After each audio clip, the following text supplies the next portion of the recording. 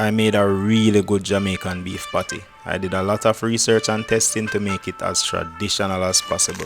It tasted great. I loved how flaky and flavorful it was, and a lot of subbies tried the recipe and got great results. I was proud of it, but one comment really stood out. A viewer by the name of Grumpy Cat claimed that my beef patty was not authentic because it was missing one key ingredient. There has been an all-out war in the comments of that video for almost a year with Grumpy Cat, so I think it's time to make a truly authentic Jamaican beef patty. Hey, I'm Nick, and today we're making what is without a doubt Jamaica's national dish. As a bonus, let's also make this super flaky. The best Jamaican patties are not easy, so roll up those sleeves, wash those hands, and let's get right into it. The first thing we will tackle is the patty crust dough. This is half of what makes a great patty, so I'm going to show you my best patty crust recipe yet. It can be tricky to get just right, but I will show you a couple tips to get a patty you won't want to eat in your car. I have used a variety of ingredients to get that beautiful golden crust like egg powder, turmeric and curry, but today I'm going to show you the OG traditional food coloring. This is annatto. Its use is not as widespread in Jamaica now as it was in the past, which is kinda sad because this is a powerhouse. Annatto are vibrant red seeds of the achiote plant. Even though annatto is less popular, many people still keep these trees as ornamentals. The best way I have found to process this so far is to heat the annatto seeds in oil and low heat. This infuses the oil with the color and develops some toasted earthy notes. Take this one step further by blending this to release more flavor and color and give me this vibrant earthy oil. Run that through a strainer to get rid of all of the solids, and that's it. Now for the fats. You want these frozen. I will be using two different fats, but truly traditional beef patties use exclusively raw beef suet or beef suet tallow. Suet is very different from fat from other parts of the cow. I recently did a video breaking down what suet is, where to get it and how to process and handle it, so give that a watch for more info. It answers a lot of questions. Use a box grater to shred the frozen suet. This gives patty crust that unique flavor and texture. As soon as it's shredded, you want to place this in the freezer. It's important to keep the ingredients very cold or even frozen. The next fat I'm using is frozen butter, which I will also grater. You could use either one by itself, but the combination of suet and butter is extremely delicious. This I will also place in the freezer to stay super solid. Alright, time to introduce everything. To 1 pound of all-purpose flour, add half teaspoon salt, a tablespoon of brown sugar, about a tablespoon and a half of annatto infused oil. Annatto paste might work too, but I don't know, never tried it. Can't find annatto? Use the other ingredients I mentioned earlier, like the curry or turmeric.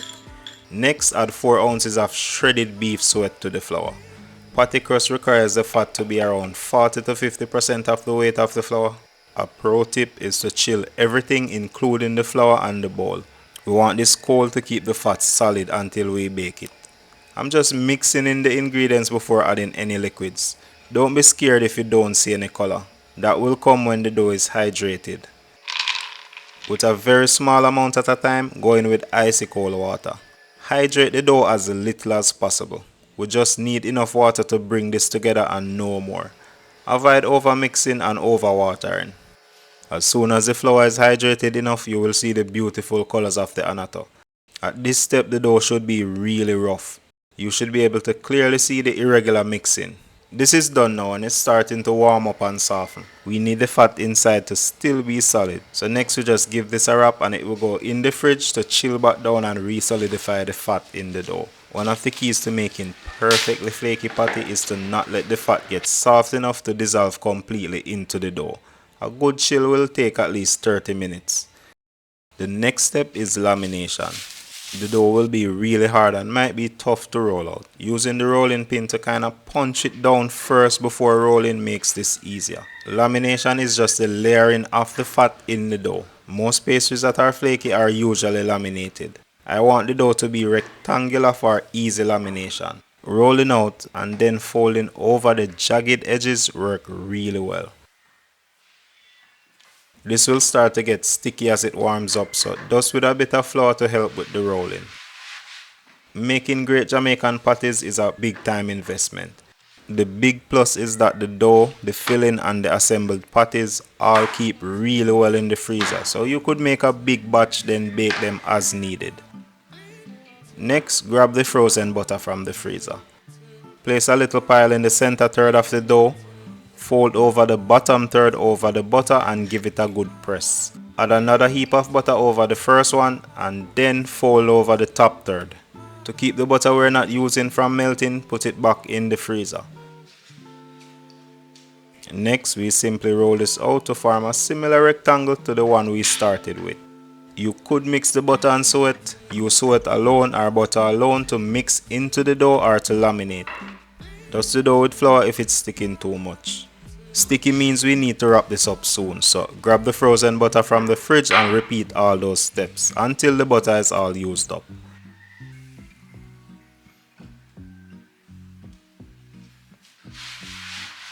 Next, just roll that out into a rectangle similar to the one we started with.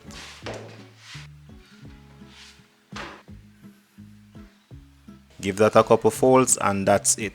Patty crust done. Annatto gives this a really nice color. We can now wrap this up and place it in the fridge until it's patty making time.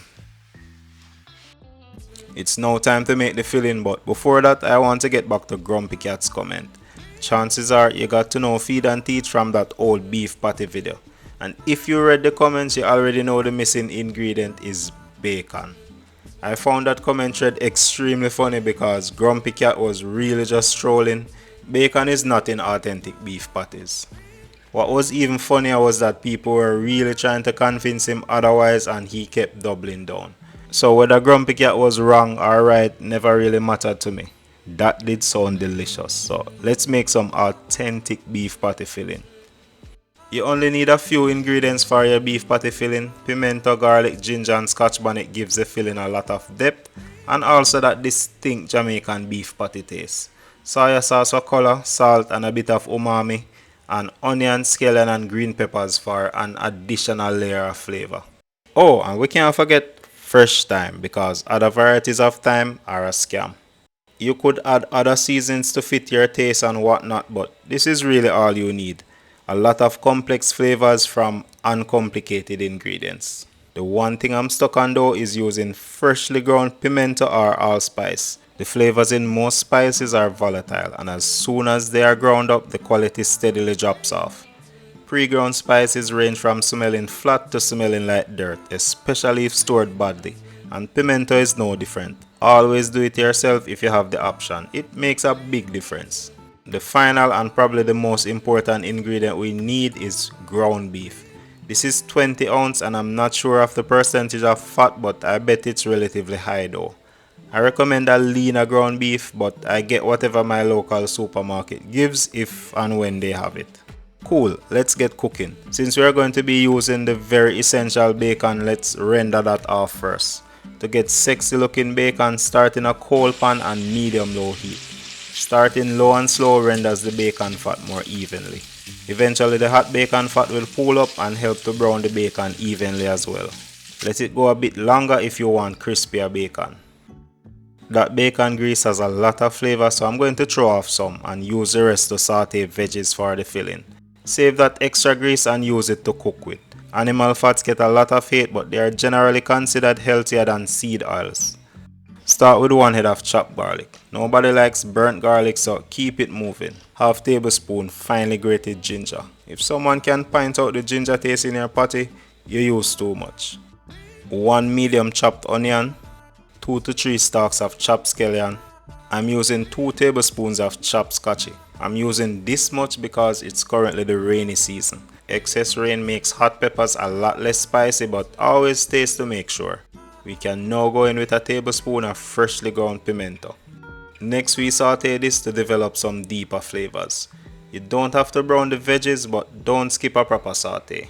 Next add half tablespoon Jamaican curry powder. It's mostly for flavor, not color, but no one should taste your patties and point out that it has curry in it. Subtle does it. Saute off that curry properly, then push the veggies to the side. My pan is big enough, but if it's not, you might have to remove them. Next, add the ground beef to the center of the pan where it's hottest. I'm going to brown the beef a bit for some additional flavor. Then mix in the veggies to introduce all the flavors to each other. Now is a great time to add half a cup of chopped green peppers and half cup soya sauce. The next ingredient will add a very nice texture to the filling. I'm making a panade, which is simply blended bread and liquid. In this case, the liquid is water. Breadcrumb is also added to beef patty filling, but I find that adding dry breadcrumbs to the filling makes it really dry. Personally, not a fan. A nice silky smooth panade is much better for texture and does not dry out the filling. I simply add a bit at a time until I have the texture and the consistency that I want. Typically, commercial beef patty filling is more of a paste than cooked ground beef. It also has quite a bit of fillers to bulk up the filling. It's more of a beef flavored paste. I'm not knocking it. Most commercial beef patty, at least in Jamaica, are really good. But I have had patties that taste pretty nasty and you could easily tell that it was mostly not beef. Next, season with a pinch of salt. Remember, the soya sauce is salty, and a pinch of sugar. You really don't have to, but it rounds out the flavors really well. You're not trying to sweeten your patties though. Next, give that a taste to make sure everything is on the right track. That's delicious. So the next step is to cool down the filling, so pour it out into a bowl. It still has quite a bit of grease and you could run this through a strainer, colander or something like that, but that grease is mostly animal fat. It will solidify when I chill this down completely. Fat is crucial for texture and mouthfeel, so I still need a bit of it. After the filling cools, most of the fat will solidify on the top and sides of the bowl, so it's relatively easy to remove. Everything is ready, so it's now time to assemble the patties. Grab the dough from the fridge and divide it in half. Keep it rectangular so it's easier to roll out. At this point, the dough has really relaxed and it's much easier to work with. It's not even baked yet and it's trying to flake. That's a really good sign. Alright, this needs to stay cool, so wrap it and get it back into the fridge. For the half I'm working with, I'm going to roll it out into a thin rectangle. It should still be thick enough to hold all the filling comfortably. This recipe makes about 9 to a dozen patties depending on the size you make them. For consistency, use a measuring cup, scoop or anything that holds the amount of filling you want to add. With 4 patties at a time, I can work really quick before the dough heats up.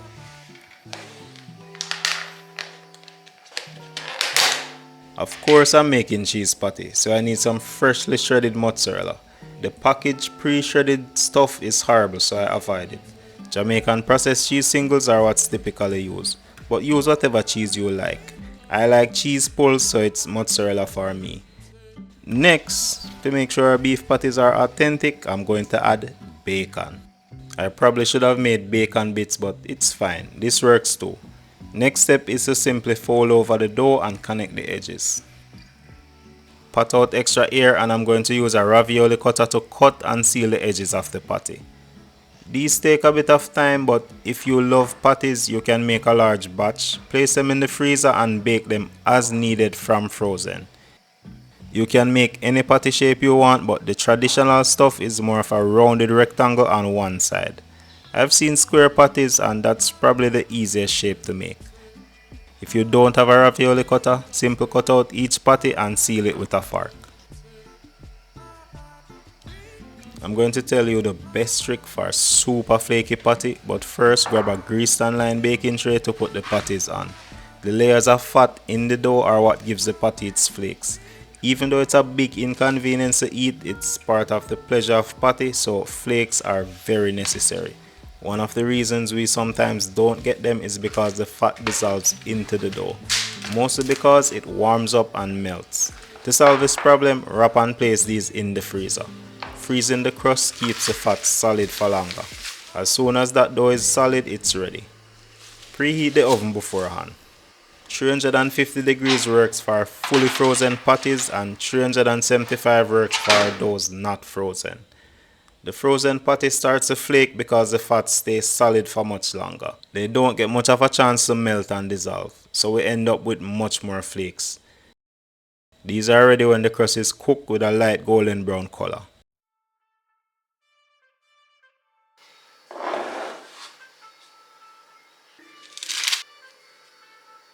Wow, that is flaky. That's a beautiful cross section. Next time I'm doing bacon bits, maybe just mix that into the filling. That's why I use mozz. I have a thing for cheese pulls. The annatto gave this a subtle earthy flavor that's so good. I recommend using both suet and butter. It makes the crust really rich without being too overpowering. The filling is great. Of course you can put your spin on it, nothing is written in stone. And of course that bacon for authenticity. It makes the patty so much more savory. I one-shot this recipe and I'm glad how it turned out. I would be curious to know what Grumpy Cat thinks of this beef patty. But if I'm honest, it doesn't really matter that much cause this bad. This is very delicious, but it's so calorie dense, I will not be having these regularly. Give this one a shot and let me know how it went. I think I can skip showing you how to roll out and fill the next half of the dough. It's pretty much the same procedure.